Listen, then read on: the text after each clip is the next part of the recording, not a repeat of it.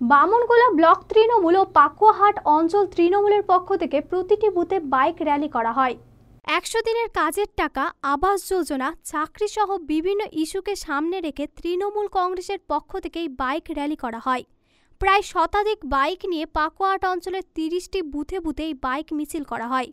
Bike র্যালির নেতৃত্ব দেন পাকুয়াহাট অঞ্চল তৃণমূল সভাপতি শ্যামল মণ্ডল প্রমুখ।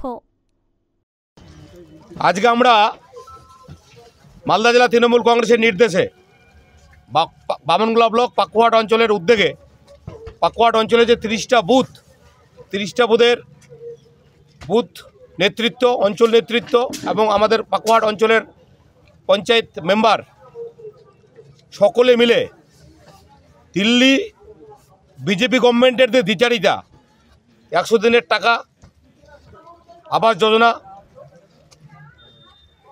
গ্রাম সড়ক রাস্তার যোজনা সহ ধর্ম নিয়ে দ্বিচারিতা সহ নানা রকম ইস্যুতে 2 কোটি বেকারের চাকরি, এই যে প্রতিশ্রুতি দেওয়া ফলেও ওরা পূরণ করতে পারেনি।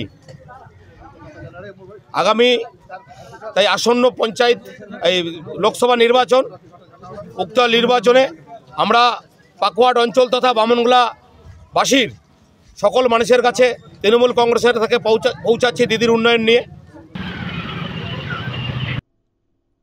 মালদা টুডে।